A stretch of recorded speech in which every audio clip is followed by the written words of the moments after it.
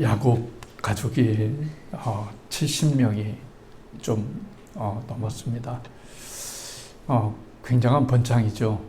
3대 만에 70명이 되었으니까 그것도 야곱의 할아버지 아브라함은 아기를 낳을 수가 없는 그런 사람이었음에도 불구하고 3대 만에 70명이 가족이 되었다는 건 대단한 축복이다, 이렇게 말할 수가 있습니다. 모든 이야기의 초점은 무엇일까요? 성경의 이야기의 모든 초점은 하나님께 돌아오는 겁니다.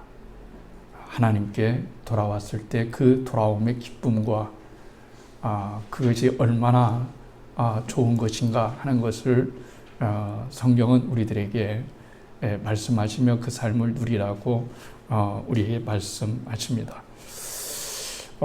야곱에게는 12아들이 있었죠. 가나안 땅에 머물렀습니다. 흉년이 들었습니다. 그런데 먹을 것이 애굽에 있습니다. 물론 애굽도 흉년이 들었지만 정책을 잘 하고 미래를 잘 준비해서 흉년이 7년 들기 전에 풍년이 7년 들었을 때 곳간에 많은 비축을 했습니다. 그 중심 인물에 쓴 사람이 바로 야곱의 아들이었던 요셉입니다. 우리가 인간적으로 생각하면 도무지 이해할 수가 없습니다. 어떻게 가나안 땅에 살던 17세의 참 아직 덜 성숙된 이 아이가 10수년이 지나면 애굽에 들어가서 그 애굽 땅에서 총리가 되어서 그 가나안 사람들과 애굽 사람을 살릴 수 있는 그런 지점에 어떻게 와 있는가 하는 것을 참 우리는 생각하기가 어렵습니다. 정말 하나님의 역사가 아니면 이해하기가 힘든 것이 됩니다. 아주 요셉의 이야기를 우린 너무 잘 알고 있죠.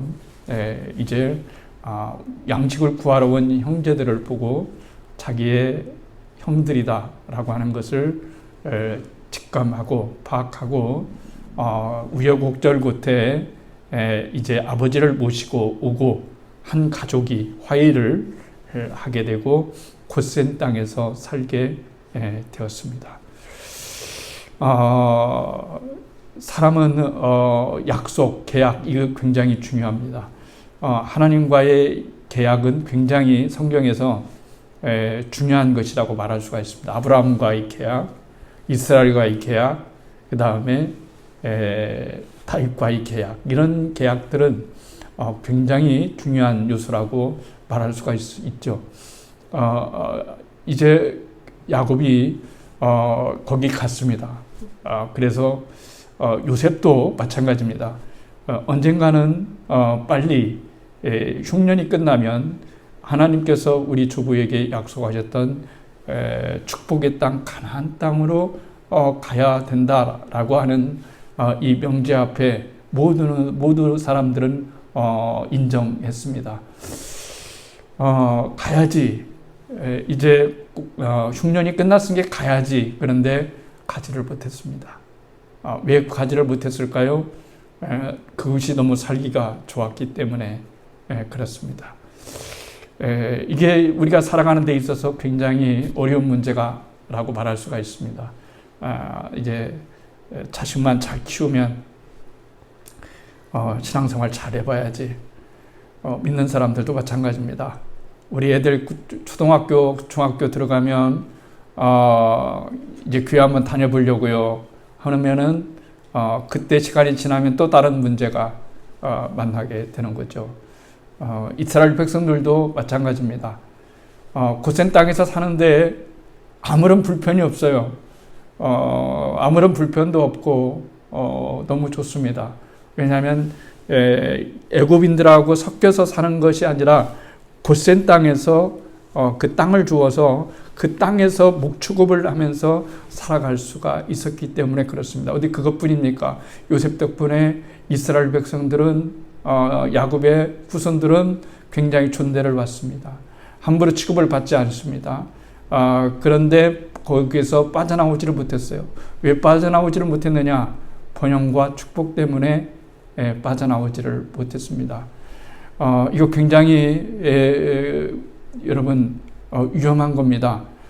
번영 축복 굉장히 중요하지만 사탄이 예수님을 시험한 것처럼 번영 축복 주고 대신 네 생명은 나한테 맡겨라 라고 한다면 어떻게 되겠어요? 우리 미래는 없는 거죠. 그런 것처럼 오늘 이 본문을 보면은 야곱의 후손들이 70명이 나중에 400년이 지났어요. 400년이 지날 때까지 움직이려고 하지 않습니다. 왜 그런 겁니까? 이제 할아버지 죽고 아버지 죽고 고조 할아버지 죽고 계속해서 이제 이들은 구전에 의해서 이 얘기만 듣는 겁니다. 너의 할아버지, 그 다음에 너희 조상의 아버지 조상의 그 할아버지가 아브라함인데 하나님이 가나안 땅을 축복으로 주셔서 너희를 이 땅에 돌아오게 하시고 하나님의 놀라운 축복과 은혜를 줄 것이다 라고 약속을 했지만은 그들은 떠날 생각 조금치도 없어요. 영도 없어요. 그렇지 않습니까? 첫 번째는 보호가 필요합니다. 애굽이라는 나라는 강대한 나라죠. 그러니까 절대로 이민족의 침입을 받아도 이렇게 애굽이 지켜주기 때문에 일단 안전합니다. 그리고 먹을 것이 풍부합니다. 줄비에 있습니다. 곡식도 농사도 잘 되고요. 그 다음에 강에 가면 얼마든지 물고기를 잡을 수가 있어요. 그물만 던지면 그냥 물고기가 쏟아집니다. 먹을 것이 쏟아지죠.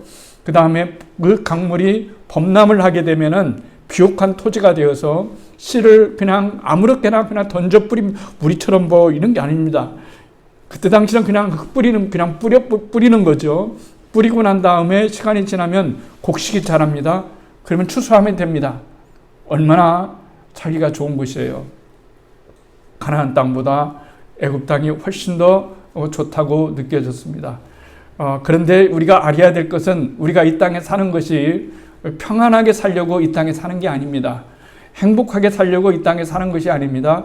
우리가 진정으로 이 땅에 사는 목적 가운데 하나는 늘 말씀드린 것처럼 나를 사랑하사 나를 위하여 십자가를 지시고 자기 아들을 내어주신 하나님의 아들을 믿는 그 믿음 안에서 살게 되는 거예요. 왜냐하면 이 땅은 잠시지만 우리가 가야 될 그 세계는 영구한 세계고 영원한 세계이기 때문에 궁극적으로 하나님께서 우리에게 주실 그것은 바로 하나님의 영원한 세계, 하나님이 지으실 터, 하나님이 지으신 나라, 하나님이 다스리는 그 나라를 우리에게 주고 싶어 하시는 거예요. 자식처럼 부모가 자식처럼 자식에게 얼마나 좋은 것을 줄까요? 주고 싶은 걸까요?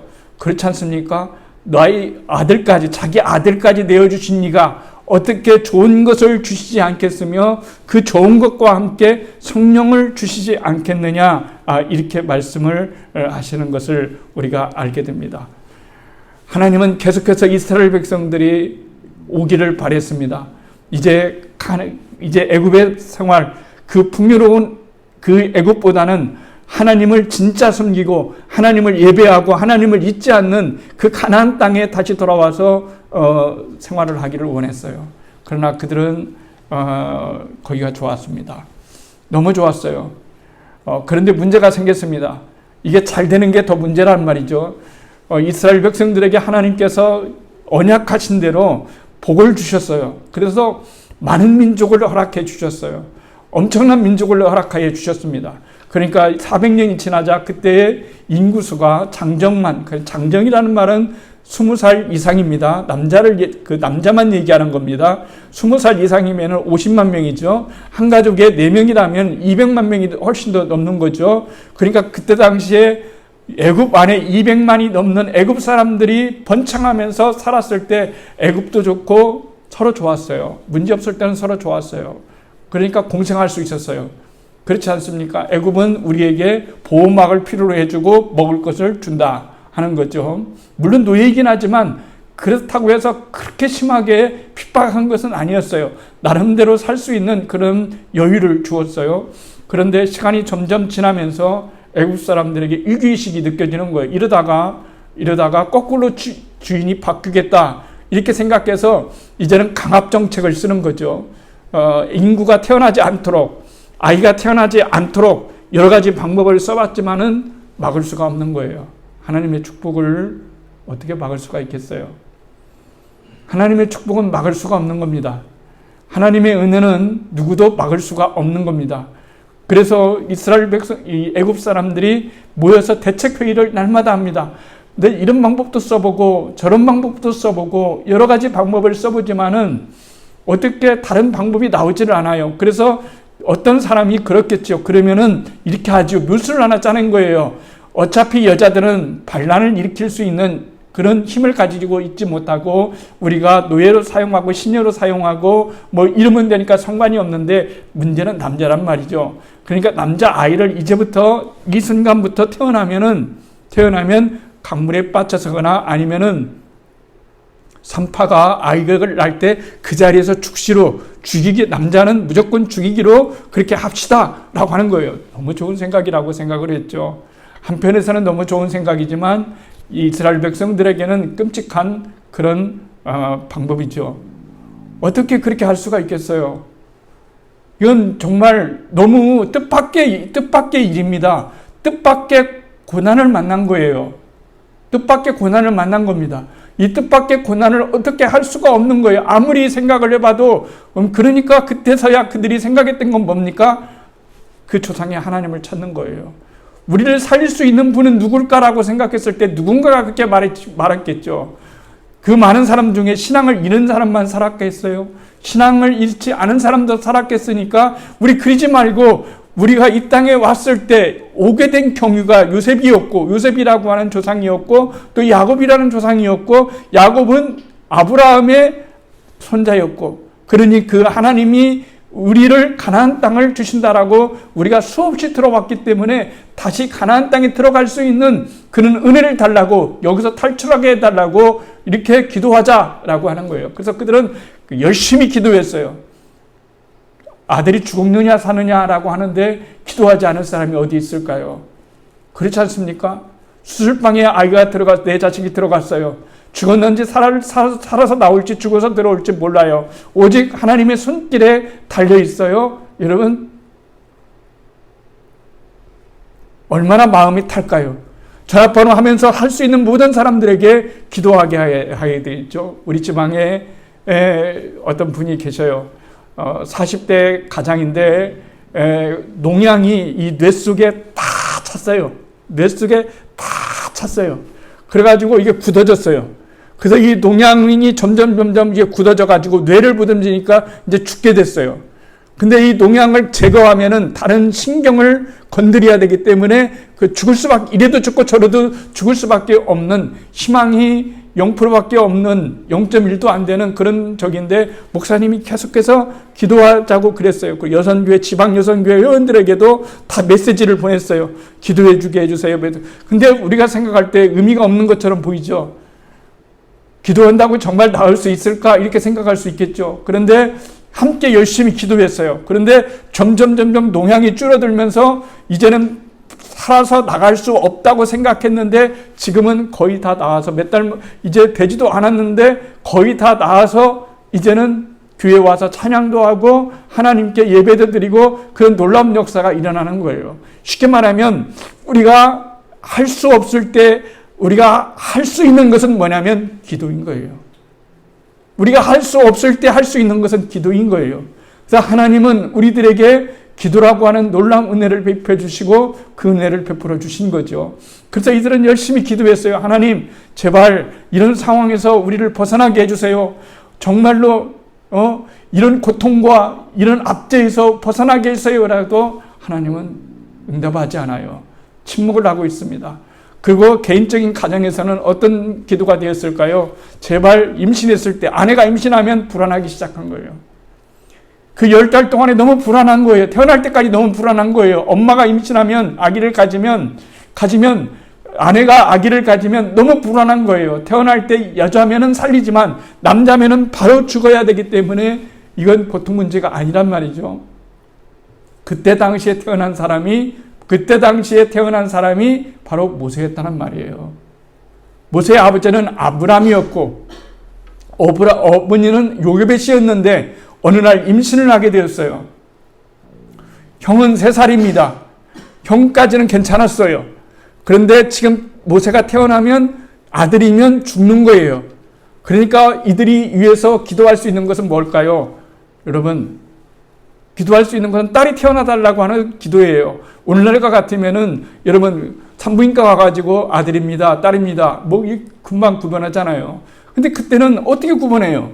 저 살았을 때만 하더라도, 저 어렸을 때만 하더라도 제가 자식인지 뭔지 어떻게 알아요? 태어나야 봐야 알지 않습니까? 태어나 봐야 알지 않겠습니까? 그러니까 이 사람들은 너무 불안한 거예요.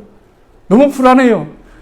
아들이 태어날까봐 너무 불안해요. 그래서 아브람과 그의 아버지 아브람과 어머니 요게벳은 그러면 동생 누나 형들은 아무것도 모르는 채 함께 기도하자. 얘들아 기도하자. 엄마가 이제 아기를 태어나는데 남자가 태어나면 절대로 안 돼. 여자가 태어나야 돼. 이 태어나는 동생은 반드시 여자야만 돼. 라고 하면서 함께 합심해서 얼마나 기도했겠어. 하나님 살려주세요. 지금 사람이 하나 죽는데 자식이 하나 죽고 사는 문제고 형제가 하나 죽고 사는 문제이기 때문에 얼마나 기도했겠어요. 제발 아기 딸만 태어나게 해주세요. 딸입니다. 하나님 이번에는 반드시 딸이어야만 됩니다. 라고 해서 태어났는데 딸이 아니고 아들이었단 말이에요. 아들이 태어났어요. 우리가 여기까지만 보면은 하나님은 무자비한 것처럼 보입니다. 왜 하나님은 우리의 기도를 거꾸로 들어주시는 걸까? 왜 하나님은 내 기도를 그렇게 안 들어주시는 걸까? 이렇게 생각하지만 우리가 꼭 알아야 될 건 뭐냐면 인생을 살면 살수록 믿음을 갖고 살면 살수록 하나님은 너무 위대하시고 너무 계획이 크시기 때문에 우리가 도무지 이해하거나 받아들이기가 어려운 그런 미미한 존재에 불과한 것이 우리라고 말할 수가 있는 거예요. 하나님은 나쁜 것까지도 사용하시는 분이에요. 애굽에 압제가 없었다고 생각해 보세요. 그렇다면 그들이 하나님 제발 여기 좀 떠나게 해주세요. 제발 좀 가나안 땅에 가게 해주세요 라고 기도할 수 있었을까요? 절대 기도할 수 없습니다. 기도 안 합니다. 이렇게 편하고 풍요로운 시대에 오히려 축복이라고 생각했을지도 모르겠습니다. 하나님이 진짜 주시고자 하는 것은 노예 생활이 아니고 진정한 한 나라를 세워서 모든 민족이 위에 뛰어난 민족이 되어지고 제사장 나라가 되어지고 하나님의 놀라운 그 존귀한 나라가 되어지고자 하는 것이 하나님의 뜻인데 이스라엘 백성들은 그것에 대한 관심이 없는 거예요. 그것이 뭔지도 모르는 겁니다. 그런데 압제를 당해보니까 이렇게 어려운 일을 당해보니까 진짜로 자유라는 것이 무엇이고 하나님의 자녀가 백성이 된다는 것이 무엇인가를 비로소 알게 되는 거예요. 열심히 기도했어요. 그런데 거꾸로 반응되었을 때 우리는 그때 어떤 것을 하나님께 나타내야 될까요? 하나님에 대한 신뢰입니다. 신뢰할 수 없을 때 신뢰하는 것이 진짜 신뢰이기 때문에 여러분 그렇습니다.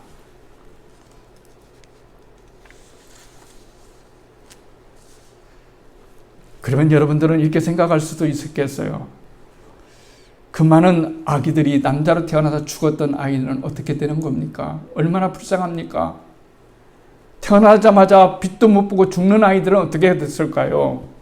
성경은 그거에 대해서 우리들에게 신학적으로 말씀해 주는데 태어난 아이들이 바로 죽었을 때 그들은 천국에 가게 된다고 말씀을 해주고 있습니다. 하나님은 이집트의 악한 왕의 선택을 이용해서 이스라엘 백성을 가나안 땅으로 다시 불러들이고자 하는 하나님의 놀라운 섭리가 거기에 있었습니다. 이것이 중요합니다. 모세가 세상의 빛을 보기 전에 하나님께서 그에 대한 놀라운 계획을 가지고 계셨다는 것을 잊어서는 절대로 안 된다라고 하는 것을 우리들에게 말씀해 주시고 있습니다. 석 달 동안 키웠어요. 안 되는 일을 해보려고 노력했습니다. 그렇잖아요. 우리도 안 되는 일을 해보려고 하지 않겠습니까? 그런데 더 이상 키울 수가 없습니다. 그런데 3개월이 돼서 더 이제는 다 집안이 죽게 생겼습니다. 그래서 이 아이를 이제 강가에 이제 흘러보내기로 그 집에서 결정을 했어요. 갈대 상자에 물이 새지 않도록 욕청을 바르고 나무진을 바르고 그리고 거기에 아이를 놓았을 때 요즘 예전에 인기 있었던 노래, 요괴벳의 노래 있잖아요. 역청을 바르고 나머진을 바르고 아기를 바랐을 때 뭔지도 모르고 초롱초롱한 그 눈빛, 뭔지도 모르고 막 웃어대는 그 아이의 눈빛을 보면서 엄마는, 아빠는, 형은, 동생, 누나는 무슨 생각을 했을까요? 얼마나 가슴이 아팠을까요? 근데 이 작사자가 굉장히 정말 그 의미를 잘 살리는 것 같아요. 이렇게 떠내보면서 뭐라고 얘기합니까? 너의 삶의 참 주인, 너의 삶의 참 부모이신 하나님. 그랬어요. 이게 중요한 거예요. 그의 손에 너의 삶을 맡긴다라고 하는 거예요. 인생은 맡기는 거예요. 너의 참 부모, 너의 참 주인, 나의 참 주인은 나가 아니에요. 나가 아닙니다. 인생의 불행은, 인간의 불행은 내 주인이 나라는 것부터 시작했을 때 불행이 시작된 거예요. 하나님 건드려주지 마세요. 어떻게 안 건들고 삽니까? 여러분, 다보미가 엄마 아빠 이제 말할 줄 알게 되고 생각할 줄 아는데 다보미가 엄마 아빠한테 나 건들지 마세요. 내 마음대로 살게요. 이게 말이 되는 겁니까? 되는 것이 아니잖아요. 인간이 하나님을 떠나서는 결코 평안할 수 없고 인간이 하나님을 비껴나서는 결코 참된 평안을 찾을 수 없는 것이 인간이기 때문에 여러분 그런 거예요. 너의 삶의 참주인, 너를 이끄시는 주 하나님, 그 손에 너의 삶을 맡긴다. 이렇게 말씀하고 있는 거예요. 우리의 참 주인이 하나님이시다는 말이에요. 하나님이 내 주인의 참 주인이셔요. 내 자식을 봤을 때 너는 내 자식이기 전에 하나님이 너의 부모이고 너의 참 주님이셔라고 이런 마음을 갖는 것이 주님께 진짜 주님을 드리는 것이고 주님을 의탁하는 것이고 또 주님이 모든 것들을 책임지시는 거예요. 하나님이 책임지시는 인생을 우리는 살아갈 수 있어야 된다라고 하는 것이었죠.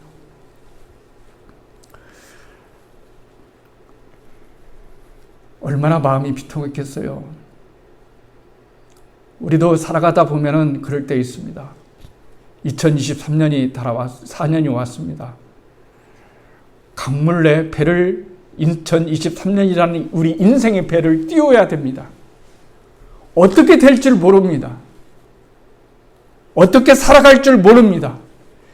막연히 24년에 무슨 계획을 했다고 해서 그 계획대로 이루어지는 것이 아닙니다. 우리에게 진짜 필요한 것은 뭐냐면 나의 참 주인, 나의 참 하나님이신, 나의 참 부모이신 하나님께 내 인생의 배를 강물의 바다라고 하는 삶이라고 하는 바다에 내 인생을 띄웠을 때 하나님께서 내 인생을 받아주시는 그런 놀라운 은혜가 올 한 해에 우리들 가운데 있어야 되겠다라고 하는 거예요. 그렇지 않겠습니까? 하나님이 얼마나 모세를 사랑하시니 그때는 몰랐어요. 그때는 몰랐습니다. 왜 내게 이런 불행이, 이런 고통이, 이런 아픔이 왜 일어나야만 됐는지 그렇게 피해달라고, 정말로 그렇게 해주지 말라고 기도했는데 왜 기도는 안 이루어지고 거꾸로 나에게 고통이 왔는가라고 알수 봤더니 그 모세라고 하는 고통이, 모세라고 하는 그 아픔이, 모세라고 하는 그 응답이 그 가족을 파괴하는 것이 아니라 그 가족을 살리고 그 민족을 살리고 그리고 이스라엘 백성들의 언약을 살릴 수 있는 놀라운 첫 단추가 됐다는 사실을 우리는 위대하신 하나님의 일에서 발견할 수가 있는 거예요. 우리는 하나님의 위대하심을 그렇게 발견할 수 있는 거예요. 그럴 때 우리는 하나님의 위대하심을 보게 되는 겁니다. 하나님이 얼마나 크신 계획을 가지고 계신지, 얼마나 하나님이 나에 대한 위대한 계획을 가지고 계시고 내 자녀와 내 삶에 얼마나 위대한 계획을 가지고 계신가라고 하는 것을 어디서 우리는 알 수 있습니까? 십자가에서 알 수 있는 거예요. 십자가에서 알 수 있는 거예요. 십자가에서 십자가를 바라보니까 그 십자가에서 나 대신 죽으신 예수님이 어떻게 나 같은 죄인을 위해서 죽을 수가 있겠냔 말이에요. 어떻게 하나님의 아들을 나 대신 죽이실 수 있느냔 말이에요. 그런 것을 볼 때 나에 대한 하나님의 생각이 가짜가 아니구나라고 하는 사실을 우리는 역사적으로나 성경적으로 실제적으로 믿을 수 있는 그 믿음이 우리들 가운데 있어야 되는 거예요. 사람의 마음도 하나님이 움직이시는 거예요. 하나님이 움직이시는 겁니다. 아무리 모세가 잘생기고 아무리 이런 모생일을 일으켰어도 하나님이 이 공주의 마음을, 애굽 공주의 마음을 건드리지 않으시면, 만지지 않으면 아무런 의미가 없어요. 아무런 의미가 없습니다. 아무리 강팍한 사람도, 아무리 콧대 높은 사람도 하나님의 손을 만지시기 시작하면은 그 사람이 변모되어지고, 그리고 부드러워지고 온유해지고 하나님의 놀라운 역사를 입게 되어지는 하나님의 놀라운 역사가 일어나게 되는 거죠. 그렇지 않겠습니까? 왜 하필이면은 바로의 공주 앞에 걸립니까? 여러분, 공주가 시시합니까? 얼마나 콧대 높겠어요? 얼마나 자존심 강했어요? 히브리 사람들 노예 이거 많이 다 죽여야 된다고 잘했다라고 생각하지 않겠어요? 우리가 꼭 알아야 될 것은 이 바로의 딸이 너무 착해서, 특별히 모든 사람들을 다 정심을 가지고 애굽 민족을 다 살리려고 했던 사람이라고 착각해서는 안 돼요. 아무 관심 없습니다. 죽어가든지 뭐하든지 아무런 관심이 없어요. 그런데 그 순간 하나님이 그 바로의 공주의 딸을 만지시니까 그 아이가 불쌍해 보이고 모성애를 일으켜지고, 그리고 내가 한번 키워보여야 되겠다라고 하는 이 마음을 주시는 것은 바로 뭐 때문에 그런 걸까요? 하나님이 만져주시기 때문에 그런 거예요. 그 이전에 그들은 얼마나 기도했을까요? 사람이 가장 기도를 간절하게 할 때는 자식 놓고 기도할 때예요. 죽느냐 사느냐를 놓고서 기도할 때예요. 얼마나 모세를 놓고 기도했겠어요. 정말로 여자이기를 얼마나 바랐겠어요. 갈대상자를 띄우고는 또 얼마나 살아있기를 간절하게 바랐겠어요. 하나님은 그 놀라운 일들을 이루시는 거예요. 하나님의 계획은 우리의 계획과는 다르고, 하나님의 마음은 우리의 마음과는 다르고, 우리는 내일 일을 몰라요. 2024년도가 밝아왔죠.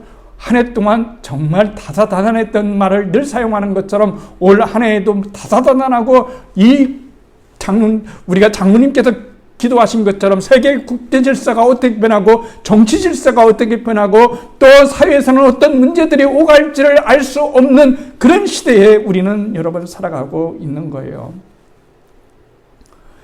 믿음이란 뭔지 아십니까? 여러분, 이런 거예요. 여러분이 올해 되어질 것들을 다 이렇게 여러분 쓰고 하나님 앞에 와가지고, 제가 올해 하나님 앞에 청구할 청구 내용을 다 썼습니다. 소원들을 썼습니다. 쭉쭉쭉쭉쭉쭉 썼어요. 여러분, 그리고 나서 드려요. 드리고 난 다음에 뭘 요구합니까? 기도할 때 하나님 여기에다가 하나님 백하고 인하고 사인해 주세요 라고 이럴 경우가 많은데, 이게 아닙니다. 신앙은 정반대인 거예요. 무슨 반대이냐면, 그냥 여기다가 장애진 인 사인 딱 하고 하나님께 백지수표로 맡기는 거예요. 하나님이 이 백지수표에 어떤 내용, 제 인생의 내용을, 내 인생의 삶을 어떻게 써내려 가시든 저는 이미 사인했습니다. 사인했어요. 그러니까 마음이 기쁜 거죠. 그렇게 하는 것이 훨씬 더 기뻐야 되는 거예요. 내 마음대로 됐다고 해서 되는 게 아니에요. 요게벳이나 아브람의 기도처럼, 모세의 가정이 기도했던 것처럼 딸이 태어났다면, 딸이 태어났기 때문에 여러분 살 수는 있을지는 모르지만은 이스라엘 백성들이 가나안 땅에 들어간다는 건 불가능한 거예요. 또 연기가 되는 거예요. 위험하지만 모세가 태어났어요. 태어났을 때는 하나님이 책임을 져주시는 거예요. 우리는 그 계획을 알 수 없지만 그분은 놀라운 계획을 가지고 계시다는 것을 우리는 알아야 돼요. 하나님의 선하심을 믿는 거예요. 하나님이 얼마나 여러분 선하신지를 우리는 믿어야 됩니다. 그게 신앙입니다. 사람이 사람을 믿을 때도 그 선함을 믿지 않습니까? 그럴 사람이 아니다 라고 하는 것을 믿습니다. 그렇기 때문에 우리가 인생을 살아가면서도 마찬가지예요. 하나님께 우리의 모든 인생을 맡기는 거예요. 2024년을 하나님의 손에 맡기는 거예요. 그러면 하나님이 그것을 받으시고 접수하시고 여러분 책임져 주시는 거예요. 그렇게 하신다고 말씀하셨기 때문에 여러분 그러시는 거예요. 우리의 계획은 너무나 미천해요. 그냥 단순해요. 그냥 여자 태어나지 않고 남자 태어나면 좋아요. 그냥 여기서 애굽 생활에서 그냥 노예 생활하면 좋아요. 그러나 하나님은 절대적으로 그것이 아니라 네 나라, 네 민족을 갖고 네 주권을 갖고 네 꿈을 실현할 수 있고 네 마음을 실천할 수 있는 그런 자손을, 믿음의 자손을 세우는 것이 너를 통해서 믿음의 자손을 세우는 것이 나의 뜻이라고 하는 것을 주님은 우리들에게 말씀을 해주시고 있는 거예요. 하나님의 뜻은 너무너무나 여러분 크신 거예요. 비천한 나를 통해서 하나님이 일하시는 놀라운 은혜를 얼마나 여러분 기억하는지 몰라요. 어저께 문득 아내가 자꾸 좀 걷자고 해서 쉬는데 어거지로 걸었네요. 가다가 전화가 왔어요. 그랬더니 전화번호가 모르는 전화번호예요. 모르는 전화번호는 하도 전화가 많이 오니까 안 받습니다. 근데 이상하게 그날은 그냥 받고 싶은 전화라서 전화를 딱 받았는데 고등학교 동창이 전화번호를 저 어떻게 알아가지고 40년 만에 전화 왔어요. 이름이 강성우래요. 성우. 혜진이 목사 됐다면서 나 성우야. 그런데 제가 어떻게 해야 되겠어요? 그러면 나 모르겠는데 이런 거 그냐? 성우냐? 반갑다 뭐 이랬죠. 그랬더니 그쪽에서 이제 서로 이름이 뭔지 성이 뭔지 뭔지 몰라요. 그런데 막 좋아가지고 전화를 했어요. 왜 좋아하면 자기가 장로거든요. 내가 장로고 우리 아버지가 장로고 우리 집안이 다 저긴데 죄송합니다. 학교에서 공부를 그렇게 열심히 하더만 목사가 됐구나. 그러면서 그냥 통화를 하는데 아내는 옆에서 그냥 듣고 저는 저기에서 듣고 그러는데 전화를 초면인데 40년 만에 처음 했으면 다음에 만나서 얘기하면 되는데 거의 한 1시간 동안을 혼자 얘기하는데 헐 얘기가 왜 이렇게 많아요. 헐 얘기가 너무 많은 거예요. 이게 하나님 믿었더니 하나님 믿고서 우리 아버지가 장로님이시고 할아버지가 장로님이시고 내가 4대째잖아. 그래서 근데 참 그 말은 부럽더라고요. 그래가지고 자녀들이 잘 믿은 거 또 잘 된 거 이런 거 물론 힘든 것도 있었겠죠. 여러분. 하나님이 원하시는 것은 우리가 이 땅에 살아가면서 하나님을 하나님으로 모시고 살아가시는 것을 기뻐하게 하시는 거예요. 우리를 통해서 하나님의 놀라운 섭리와 역사가 나타나시는 것을 하나님은 기뻐하시는 거예요. 그렇기 때문에 2024년 새해가 밝았습니다. 요괴벳의 노래처럼 너의 삶의 참 주인, 너의 삶의 참 부모이신 주님께 너를 맡긴다. 그런 거잖아요. 제가 기도할 때도 여러분을 하나님께 맡길 수밖에 없잖아요. 내가 할 수 있는 건 기도잖아요. 기도로 여러분을 하나님께 맡기는 거예요. 하나님, 놀라운 역사가 일어나실 줄로 믿습니다. 성령의 역사가 일어나실게 할 줄로 믿습니다. 2024년도 하나님의 놀라운 은총이 일어날 수 있도록 주님 함께해 주십시오라고 하는 기도를 드릴 수밖에 없는 것 아니겠어요? 우리에게는 희망이 있어요. 그렇죠. 얼마나 큰 희망이 있습니까? 우리에게는 희망이 있어요. 하나님 나라라고 하는 희망이 있어요. 기도라고 하는 희망이 있어요. 영생과 구원과 제사함이라고 하는 그런 놀라운 희망이 우리들 가운데 있단 말이에요. 이제 우리는 그것을 증명하면서 증명되어진 삶을 여러분 살아가게 되는 거예요. 저와 여러분이 이렇게 쓴 것은 여러분 기적입니다. 기적이에요. 제가 속으로 그랬어요. 아까 그 친구 강성호 장로라고 하는데 여러분 장로님인데 그렇잖아요. 자기가 어렸을 때 예배 양열 그렇게 잘 다녔대요. 아버지가 장로님고 뭐여서 다 교회에 빠진 적이 없어 지금까지. 근데 저는 고등학교 때 예수님 안 믿었거든요. 그러면 그 친구가 목사 돼야 되잖아요. 저는 예수 예자도 몰랐어요. 예수 예자도 몰랐어요. 그런데 하나님이 저 같은 죄인을 불러주셔서 하나님의 자녀로 삼아주시고 제 자식을 하나님의 종으로 삼아주시고 또 하나님을 위해서 살아갈 수 있게 해주신 것만 봐도 저는 너무 많은 것을 얻은 거예요. 그렇잖아요. 너무 많은 것을 얻은 거잖아요. 2024년도가 그런 기적들이 일어나는, 그런 간증들이 일어나는 그런 역사가 일어나기를 바라겠어요. 어떤 일이 있을 때마다 기도로 갈대상자를 만들어서 세상이라고 하는 강물에 뛰어보내지만 하나님께서 사람을 통해서, 역사를 통해서, 사건을 통해서 그 일을 반전시켜 주시고 하나님의 놀라운 역사로, 그래서 가나안 땅의 축복을 받고 하나님 나라의 놀라운 구원의 축복을 받는 그런 구원의 역사들이 일어날 수 있는, 그것이 분명히 일어날 수 있다는 것은 하나님에 대한 신뢰, 하나님은 선하시다고 하는 그 믿음이라고 말할 수가 있습니다.